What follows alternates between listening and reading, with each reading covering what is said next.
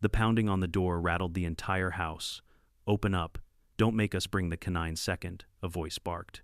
My son, Michael Carter, sat frozen in his wheelchair, phone in hand, recording every second. His fingers trembled, but his voice was steady. "You don't have a warrant. You're not coming in." Outside, 4 men in cheap tactical vests with HOA security patches were barking orders, led by none other than Linda Monroe, our power-hungry HOA president. She had her phone raised, live streaming to the neighborhood, grinning as if this were a game. "See, even the disabled think they're above the rules," she sneered, laughing at my son's chair. I stood across the street, watching from the shadows, my jaw locked. Every insult burned through me, but I didn't move. Not yet. Because Linda and her fake cops had no idea who they were really messing with. And when they finally learned, it would already be too late. Before we dive in, tell me where you're watching from and what time it is right now in the comments below. I've lived in many places in my lifetime. As an FBI man, you tend to move where the work takes you. But when I finally settled into this suburban neighborhood years ago, I thought I was buying peace for my son. A quiet street, tidy lawns, kids riding bikes in circles, the occasional block barbecue. It all looked like the American dream. But dreams can be illusions, and illusions can rot at the core. This one was named Linda Monroe. Linda wasn't just the HOA president.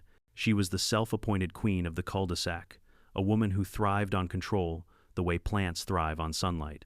With her sharp bob haircut, crimson lipstick, and obsession with live streaming every minor infraction of her neighbors, she ran the HOA like a petty dictatorship. One day she would fine someone for leaving their trash can at the curb for too long.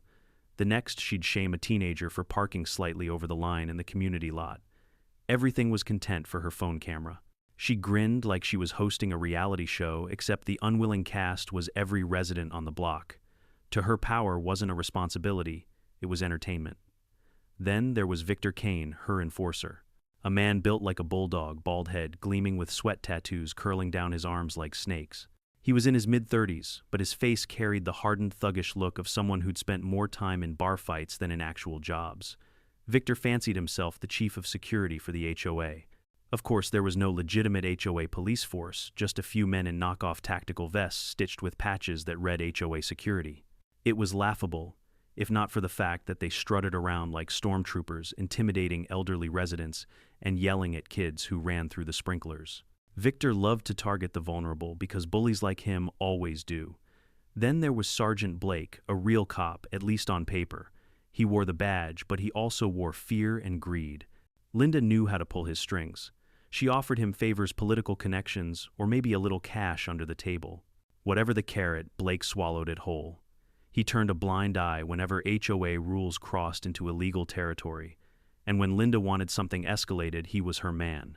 Blake became the HOA's rubber stamp of authority, showing up to make their fake security look real. And then, of course, there was my son, Michael Carter. Michael was 27, sharp as a blade and stubborn as a bull. He was born with a spinal condition that confined him to a wheelchair, but he refused to let that define him. Instead, he carved out his independence through sheer grit. He graduated top of his class in criminal justice, a subject he chose for one simple reason: he wanted to understand the very system that people said would never be on his side. He studied the law, dissected case studies, and memorized his rights so thoroughly that even seasoned attorneys were surprised at his recall. And he used that knowledge. Every time Linda or Victor tried to pull a stunt, sending a notice about non-compliant window blinds or threatening fines for some imagined violation, Michael didn't back down. He responded in writing, citing federal law, the Americans with Disabilities Act, and even the HOA's own bylaws. He embarrassed them without ever raising his voice. That alone painted a target on his back. Still, Michael wasn't naive. He knew exactly who he was dealing with. "Bullies hate two things, Dad," he told me once, his hands tapping quickly over his laptop.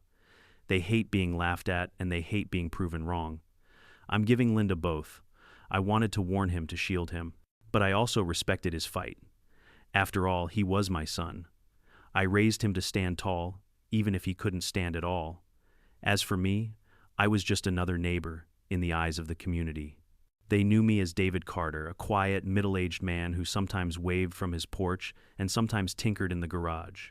No one knew about my real job, not even Linda, despite her obsessive prying. If she had known I was the director of the Federal Bureau of Investigation, she might have thought twice before mocking my son. Or maybe she wouldn't have. Power-drunk people rarely think twice. I kept my cover for one reason: to give Michael the room to fight his own battles. He didn't want a bodyguard. He wanted dignity. And most days I let him take the lead. But in the back of my mind, I always knew I had a duty that went beyond fatherhood. If anyone ever crossed the line, I would act not just as his dad, but as the man sworn to uphold the law at the highest level. What made our situation even darker was the climate Linda had created in the neighborhood. Neighbors didn't just live in fear of fines, they lived in fear of humiliation. Linda's live streams made them spectacle fodder for the HOA Facebook group. She mocked people's landscaping, their mailboxes, their Christmas lights. She made grown men stammer apologies over grass that had grown an inch too high. People complied not because they agreed, but because they didn't want to be the next episode of her sick reality show. And when Michael entered the picture, a young man in a wheelchair who refused to bow, Linda saw not just a nuisance but a challenge. She didn't just want to enforce rules against him. She wanted to break him publicly. She wanted to prove that even someone armed with knowledge of the law couldn't outsmart her little kingdom. That's when she invented the curtain rule. On paper, it was laughably absurd. Every resident had to keep their curtains open at least 3 inches during the day. She claimed it was about neighborhood uniformity and safety visibility. Everyone knew it was a thin excuse. But who would challenge her? Most rolled their eyes and complied. Michael didn't. He closed his curtains tight on purpose and waited. He knew what was coming. And sure enough, Linda saw it as her grand opportunity. She stormed onto her live stream one morning, pointed her phone at his house, and declared rule breaker alert. Some people think their disability makes them exempt, but not in my HOA. Her comments section lit up with laughing emojis and sycophants cheering her on. Michael rolled to the window, phone in hand, and replied through his own live stream. The HOA cannot override federal privacy rights. Your rule is invalid.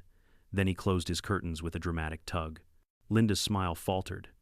For once, she wasn't the one in control of the narrative. Her live audience saw her being challenged. That humiliation planted the seed for everything that came next, the pounding at our door, the fake cops, the threats. She had decided that Michael Carter wasn't just a neighbor to torment. He was her enemy. And once Linda Monroe declared you her enemy, she wouldn't stop until she believed she had destroyed you. She just didn't realize she had chosen the wrong family. I'll never forget the day Linda Monroe introduced what she called her most important regulation yet. She held one of her infamous HOA live streams phone in one hand, clipboard in the other, her red blazer flashing in the sun like a warning sign. From now on, she declared, turning slowly so the camera caught every house on the block, all curtains must remain open at least 3 inches during daylight hours. This ensures visual consistency and safety for our community. 3 inches. She even brought out a ruler and held it up to the camera, showing viewers exactly what she meant. As if people didn't know what 3 inches looked like. The comments rolled in, some laughing, some clapping emoji, others just watching like it was the circus they had grown used to. Most of the neighbors groaned in silence. They knew better than to object. A retired couple next door pulled their curtains open immediately. A young mother across the street nodded nervously on camera, mumbling, "Yes, of course, Linda." Nobody wanted to be the first target. Nobody except my son. Michael had been sitting by the window laptop on his lap, watching the live stream with that little smirk of his. He didn't even look at me before he said, "That's unconstitutional, and also ridiculous." He wheeled over to the window, yanked his curtains closed completely, and opened his own live stream. He adjusted the angle so Linda's smug face outside was in the background. Then, with a calmness that made me proud, he spoke directly to his audience. For the record, he said, the Homeowners Association does not have the authority to regulate the position of my curtains. Federal law protects the privacy of every homeowner. This 3-inch rule is invalid. He reached up, grabbed the curtains, and tugged them shut with a dramatic sweep. Linda's live stream caught it perfectly, her jaw tightening, her nostrils flaring, the fake smile plastered over her face cracking at the edges. She wasn't used to being mocked in real time. And certainly not by the one neighbor she'd already marked as different. The comment section erupted. Half of her viewers were laughing at Michael's defiance. The other half egged her on, "Don't let him get away with it, enforce the rules." Linda's smile returned, but it was no longer a smile, it was a mask of fury. "We'll see about that," she said into her phone. Then she turned on her heel and stormed down the sidewalk. That night, Michael and I sat in the living room. He was energized, scrolling through the video, laughing at the comments that supported him. "Look at this, Dad." Some guy wrote, 3 inches from tyranny. Another one says, "This is the dumbest law since Prohibition." I wanted to share his laughter, but my gut told me this wasn't over. Linda wasn't the type to laugh off humiliation. For her, every challenge was personal, and Michael had embarrassed her in front of her audience. I leaned forward, clasping my hands. Son, you need to be careful. She's not going to let this go. You exposed her. Michael glanced up, his eyes sharp. I know, Dad, but that's the point. Bullies hate sunlight. The more people see what she's doing, the less power she has. It was a good theory, but bullies with power don't just shrivel in the light. Sometimes they lash out. The next morning, a notice was taped to Michael's door.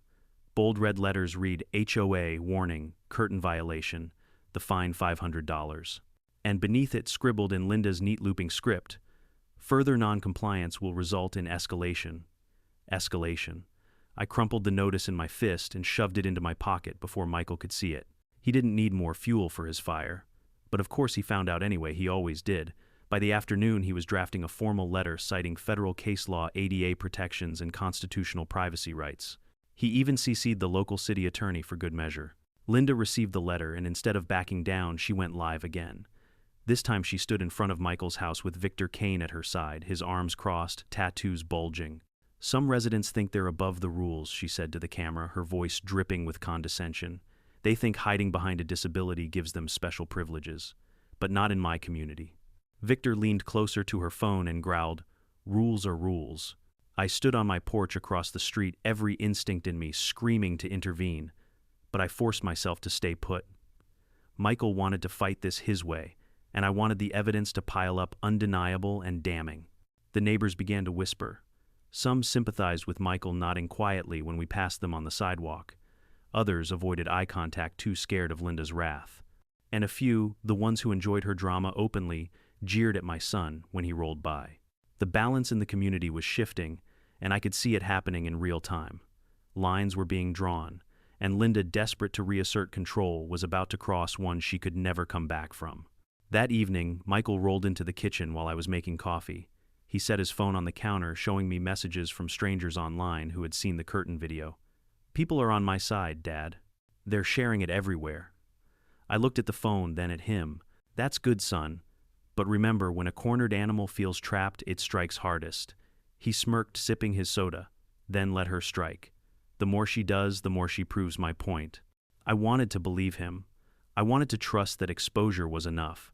But I had spent too many years watching what power-hungry people do when they think they're losing control. Linda wasn't just angry. She was humiliated. And humiliation is the gasoline of tyrants. It wouldn't be long before she set the whole neighborhood on fire just to prove she was still in charge. And when that happened, Michael and I both knew we had to be ready. It happened 3 nights after the curtain showdown. The neighborhood was unusually quiet, the kind of silence that makes you think something is waiting just beyond the dark. I was in my study, the curtains drawn, reviewing reports, when I heard the first thud. Not a knock, a thud, then another louder, then voices.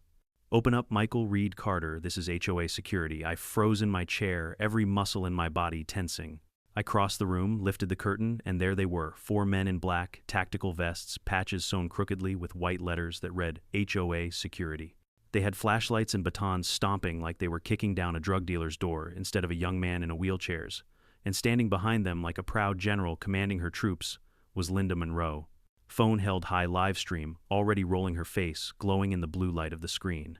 Tonight, ladies and gentlemen, she announced to her audience, we show what happens when a resident refuses to comply. Rules are rules, even for him. She tilted her phone toward Michael's door, where the pounding grew louder. Michael's voice rang out from inside, steady but strained. You don't have a warrant. This is unlawful entry. I have you all on video. I clenched my fists. My boy was right, of course. But logic meant nothing to this circus. One of the goons, Victor Kane himself, leaned close to the door. Come out, cripple, or we drag you out. The words sliced through the night like broken glass. I felt my blood boil. Linda laughed, zooming her phone in. Hear that, viewers? Non-compliance. This is exactly what brings neighborhoods down. She was spinning tyranny into entertainment. And hundreds of people were watching. The banging grew violent. A neighbor's porch light flicked on. A couple peeked from behind their blinds, but when Linda's phone swiveled in their direction, they quickly vanished. Nobody wanted to be next. Finally, with a loud crack, the door gave way. I couldn't stay hidden anymore. I slipped outside, keeping to the shadows, my own phone recording now. Inside, Michael was still filming, his chair positioned like a shield. The intruders stormed into the living room, knocking a lamp to the floor. Step out of the chair, Victor barked. I can't, Michael shot back. And even if I could, you have no right to demand it. That's when Linda entered phone first, lips curled in a sneer. Here he is, folks, the so-called law student who thinks rules don't apply to him. She circled Michael like a predator around prey. Record all you want. This video will show the world how disruptive you are. Michael's voice trembled but did not break. This will show the world exactly what you are. The audience in her live stream must have been eating it up, but I knew the tide was turning. Her arrogance was being documented in perfect clarity. Victor grabbed the handles of Michael's chair and yanked. My son cried out, clutching the arms of his seat as the brute spun him toward the door. His inhaler clattered to the floor, ignored. "You're under HOA arrest," Victor sneered. "There is no such thing," Michael barked back, his voice cracking under the strain. Linda leaned into the frame. "Oh, there is. When I say there, island," she turned to the others. "Cuff him." Two of the men forced Michael's arms behind his chair. The clink of cheap handcuffs echoed in the room. My chest tightened at the sight, my son shackled like a criminal, his rights trampled under the guise of neighborhood law. Michael coughed, struggling to breathe. "I need my inhaler," Linda cut him off. "Needs are excuses. You brought this on yourself." I took a step forward from the shadows, my phone still recording my pulse hammering. Every instinct screamed to end it, to rip Victor off my boy and put Linda in her place. But I waited. I had to. Timing was everything. The thugs began hauling Michael toward the door. His wheelchair banged against the frame, his hands slipping, his breath shallow. "Stop resisting," one of them barked, though Michael wasn't resisting at all. He couldn't. Outside, Linda kept narrating like a deranged sportscaster. "This is what happens when you defy the HOA. Order must be maintained." She swung the camera to her face, smirking. "No one is above the rules. Not even him." Her words were venom, but I realized something then. She didn't know it, but every vile second of her live stream was evidence. Every insult, every illegal action, every denial of medical aid, it was all being broadcast to the world. Michael lifted his head, eyes blazing, even as Victor forced him forward. He shouted into Linda's camera, "This is unlawful detainment. I am Michael Carter and I know my rights." The comment section exploded. I could see the screen reflecting in her glasses, thousands watching, now some cheering her, but many horrified. Linda didn't notice. She was intoxicated by the sound of her own voice. "Take him to the HOA office. We'll hold a disciplinary hearing tomorrow." Disciplinary hearing, as if she were running her own private court. Victor shoved Michael's chair toward the street cuffs, cutting into his wrists. My son's face was pale, his breath shallow, but his spirit unbroken. I stepped back into the darkness, every nerve on fire. It was almost time. Almost. Because Linda Monroe and her pack of imposters thought they were putting on a show of dominance. But what they were really doing was writing the opening act of their downfall.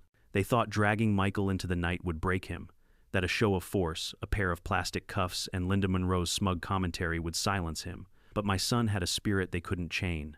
The caravan of HOA cops wheeled him down the street, Linda prancing behind them, still live streaming like this was her golden hour. Porch lights flicked on. Neighbors peeked out, some horrified, others terrified of Linda's wrath. She loved it. The attention, the spectacle, her own twisted stage. Victor Kane pushed Michael's chair with unnecessary force, nearly tipping him over a crack in the sidewalk. "Keep moving, law boy," he muttered. Michael lifted his head, his phone still somehow clutched in his lap, the red recording light blinking defiantly.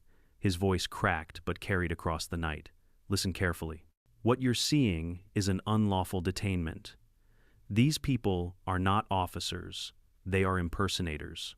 And this is a violation of my civil rights." Linda cackled. "Oh, look at him," still quoting his textbooks. "How adorable." She turned the camera to her face, sneering. "Tell the audience again how smart you are, Michael." And that's when my son delivered the line that would change everything. He stared directly into her phone lens, eyes blazing despite the pain in his wrists. His voice grew strong, steady, almost prophetic. "My name is Michael Carter. And my father is David Carter, the director of the FBI. You've just chosen the wrong family."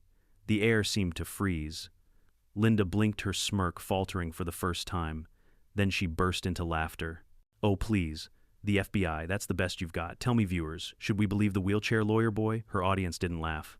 I could see her screen reflecting in her glasses, thousands of comments flying in, people demanding she stop, demanding proof, demanding answers. Screenshots, hashtags, and outrage spread in real time. Michael leaned back, his breathing ragged but his spirit blazing hotter than ever. "Clip this. Share it. Let the world see."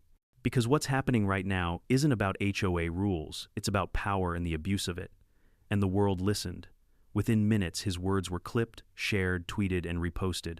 By the time they rolled him toward the so-called HOA office, a glorified clubhouse with peeling paint, the video had already escaped Linda's control. The hashtag number "Michael knows his rights" exploded across social media. Some mocked at first, yes, but most were horrified. People weren't just watching, they were mobilizing. I shadowed the caravan, phone in hand, documenting everything. My cover wasn't blown yet, and I wanted it that way. Timing was a weapon. Linda strutted into the clubhouse like a monarch entering her throne room. She shoved open the double doors, her phone high. "Tonight, we hold our very own HOA disciplinary hearing. The people will see justice served." Justice. The word tasted like acid in my mouth. Michael, still cuffed, turned his head toward her camera. His voice, hoarse but unyielding, cut through the jeers. "The real justice is coming, Linda. You've just broadcasted every crime you committed tonight. And when my father arrives, this entire charade ends." Linda froze again. A flicker of doubt cracked her armor. She glanced at Victor. "He's bluffing," she hissed. But Victor wasn't so sure. He shifted uncomfortably, scanning the growing crowd outside. Neighbors were gathering, murmuring, some holding their own phones up to record. "Boss, what if he's not?" Victor muttered under his breath. Linda snapped at him. "Shut up and hold him still." Then, louder to her camera, "This is nothing but a tantrum. He'll learn his lesson." But her voice wavered, and then my son smiled. Despite everything bruised, cuffed, gasping, he smiled. "They always underestimate me," Dad told me that. "They laugh until the truth crushes them. And Linda, your truth is coming." That line was the dagger. It wasn't just defiance, it was prophecy. The chat on Linda's live stream was now a torrent of outrage. People tagging news outlets, legal experts weighing in, disability advocates rallying. The HOA's dirty laundry was no longer contained to our cul-de-sac. It was spilling across the nation in real time. Linda tried to regain control, raising her chin. "Cut the feed," she ordered Victor. But it was too late. Once the internet has your sins, you can't erase them. Michael, strapped in that chair, had flipped the narrative. He wasn't the victim anymore, he was the whistleblower. And Linda Monroe, once the queen of her little empire, was becoming a national villain before her own eyes. I slipped back into the shadows, dialing a number on my secure line. My voice was calm, but every word carried the weight of finality. "Initiate protocol. Full oversight. We're moving now." On the other end, the confirmation came. "Copy, Director Carter." I ended the call and looked across the street. My son's words still hung in the air. "You've chosen the wrong family." Linda thought she was starring in a drama of her own making. What she didn't realize was that she'd just stepped into my arena. And in my arena, the rules are written in federal law and enforced with steel. By the time they dragged Michael into the clubhouse, the live stream had gone viral. My phone buzzed with alerts, news outlets already sniffing at the edges of the story. Linda Monroe, drunk on her 15 minutes of internet power, didn't realize she'd just put herself in the crosshairs of something far bigger than her HOA kingdom. I walked deliberately, not rushing. Timing is everything in law enforcement, and tonight timing was theater. When I entered the clubhouse, the smell hit me first: musty carpet, cheap coffee, and the faint stench of Victor Kane's sweat. Michael sat cuffed in his chair at the front, pale but composed. His phone rested on the floor beside him, still streaming, the red light blinking like a heartbeat. He caught my eye as I stepped inside, and though he said nothing, the slight nod he gave me spoke volumes. "It's time, Dad." Linda stood at a folding table she'd turned into her court bench. Behind her, a banner that read HOA Community First drooped on one side. She banged a plastic gavel she must have bought on Amazon, her grin wide, her eyes wild. "Order, order," she called into her phone. "This disciplinary hearing is in session. Michael Carter, you are hereby found guilty of repeated violations of HOA law." HOA law. The absurdity of it might have made me laugh, if not for the bruises on my son's wrists. I stepped forward, my voice low but clear. "On what grounds?" The room turned. Linda's live stream swung to me, and her smile faltered before snapping back in place. "And who might you be? Just another neighbor." I let the silence stretch, then spoke slowly. "I'm here to ensure justice is done." Linda barked a laugh. "Justice? Don't make me laugh. This is HOA jurisdiction." Victor loomed behind Michael, arms crossed. "Lady said he's guilty." "That's enough." Michael tilted his head toward me, his voice hoarse. "They denied me medical care, Dad. They dragged me out." I nodded once. Then I turned to Linda, my patience worn to threads. "Release him. Now." Her eyes narrowed. Or what I let out, a slow breath, forcing calm. "Or you'll regret the next 5 minutes of your life." The room stirred. A few neighbors who'd gathered in the back shifted uncomfortably. Some even raised their phones higher, recording. The HOA audience was no longer passive. They were witnesses. Linda scoffed. "Victor, show this man the door." Victor stomped toward me, shoulders squared, fists clenched. I didn't move. Years of bureau training steadied me. He was muscle without discipline, rage without calculation. When he reached for my arm, I simply raised my badge. The gold glint of the eagle and the letters FBI froze him mid-step. Gasps rippled through the room. The phones in the audience zoomed in. Michael's eyes closed briefly in relief. Linda blinked, her mouth falling open before snapping shut again. That's fake. You think we're stupid," I held her gaze, voice cutting through the tension like a blade. "My name is David Carter, Director of the Federal Bureau of Investigation. And tonight, you and your accomplices committed multiple federal crimes in front of a live audience." Silence. For a beat, you could hear nothing but the hum of the cheap fluorescent lights. Then the sound of rapid typing and clicking from the livestream viewers, fact-checking, Googling, confirming. Within seconds, phones in the back buzzed with news articles bearing my face and title. Linda swayed slightly, color draining from her cheeks. "No, this is—" Victor muttered a curse under his breath and stepped back, suddenly unsure of himself. Michael straightened in his chair, cuffs still biting his wrists, but his smile wide. "Told you," he rasped. I pulled my phone from my pocket and dialed a number on speed. When the voice answered, I spoke loud enough for the room and the live stream to hear. "This is Director Carter, confirming location. Execute retrieval protocol." Within minutes, the sound of engines filled the night. Dark SUVs rolled into the cul-de-sac headlights, cutting through the blinds. Doors slammed, boots thundered, and the front doors of the clubhouse swung wide. FBI agents in jackets fanned out their presence, commanding and absolute. "Hands where we can see them," one barked. The HOA security froze wide-eyed before dropping their batons and raising their hands. Linda stumbled backward, her phone trembling in her grasp. The livestream viewers got an uninterrupted shot of her face, draining of power in real time. "This is harassment," she shrieked. "You can't do this. I am the president of this HOA." One of my agents stepped forward, calm but firm. "Ma'am, you are under federal investigation for impersonation of law enforcement, unlawful detainment, and civil rights violations." Her phone slipped from her hand, clattering to the floor. The live stream ended with the faint sound of handcuffs clicking shut, this time on her wrists. I crossed to my son, crouching beside him. My agents moved swiftly to remove his cuffs, one of them retrieving his inhaler. Michael took a shaky breath, then another, his color slowly returning. "You okay?" I asked softly. He nodded. "Better than her." He tilted his head toward Linda, now weeping as agents read her rights.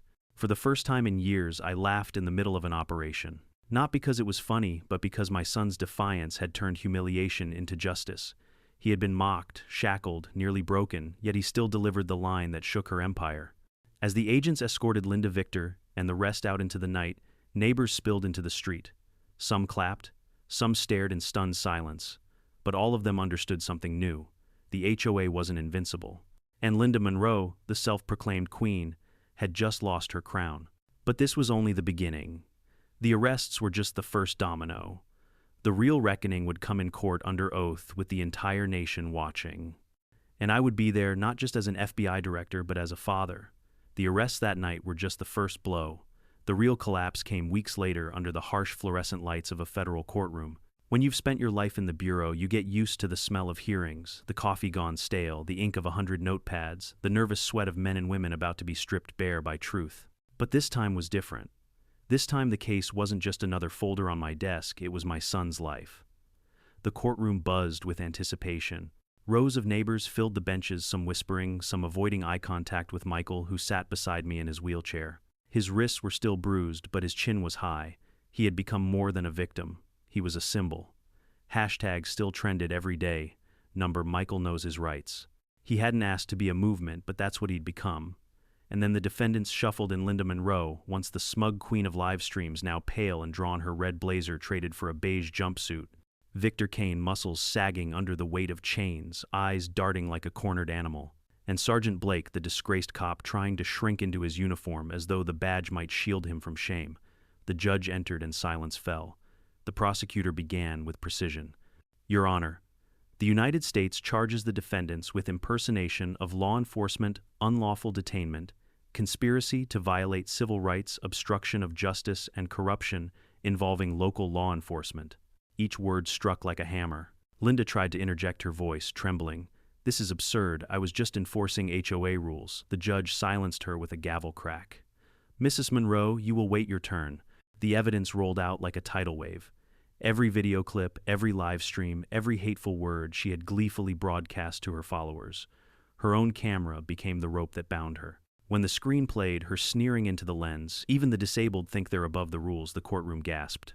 Michael didn't flinch.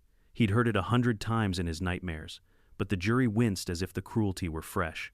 Then came the testimonies. Neighbors once too afraid to speak now poured out their stories. Fines fabricated out of thin air, threats whispered at night, children scolded for playing in yards. One elderly man choked up, describing how Victor had shoved him for forgetting to edge his lawn. Another resident admitted paying cash fees to avoid HOA harassment money that conveniently disappeared into Linda's pockets. And then the turn came to me. I rose slowly, adjusted my tie, and took the stand. The prosecutor asked the formal questions: my name, my title, my role in the events. When I said the words "Director of the Federal Bureau of Investigation," the defense table visibly stiffened. Linda's eyes darted to me, wide and wet, the full realization dawning. She hadn't just mocked a neighbor, she had mocked the one man who had both the personal stake and the legal power to bring her empire crashing down. The defense tried to twist it, of course. Her lawyer stammered about community service and overzealous enforcement, but when the footage played of Michael gasping for his inhaler and Linda's cold reply, "Needs are excuses," the courtroom shivered with disgust. Finally, Michael himself testified. He wheeled forward, voice steady, though his hands trembled slightly on the armrests. "I studied the law because I believed in it. I believed it protected people like me. That night when they dragged me out of my home, I thought maybe I was wrong. But then I realized the law doesn't fail. People fail it, and it's our job to hold those people accountable." His words echoed in the chamber. I've heard speeches on Capitol Hill, I've heard prosecutors deliver fiery closings, but my son's voice, raw and unpolished, carried more weight than all of them combined. When closing arguments came, the prosecutor didn't even have to embellish. The defendants did not just enforce fake rules. They mocked the vulnerable, they impersonated authority, and they violated civil rights, all on camera. This is not a misunderstanding. This is tyranny, small-scale and vicious, but tyranny nonetheless. The jury deliberated for less than 2 hours. We find the defendants guilty on all counts. The gavel cracked again, sealing their fate. Linda Monroe collapsed into her chair, sobbing, her once perfect posture broken. The woman who had strutted with a phone in hand, ruling over a neighborhood with humiliation and fines, now stared down the reality of 5 years in federal prison, a massive fine and a lifetime ban from any position of community authority. Victor Kane scowled, spitting curses as marshals hauled him away, his sentence even harsher for physical assault and impersonation. Sergeant Blake sat hollow-eyed, stripped of his badge, awaiting his own trial for corruption and conspiracy. The courtroom erupted not in cheers but in a kind of stunned release. Neighbors hugged each other. Reporters bolted for the doors, eager to blast the headline, "HOA President Convicted in Federal Civil Rights Case." Michael turned his chair toward me, a tired smile breaking through. "It's over, Dad." I rested a hand on his shoulder. "No, son, this is just the beginning.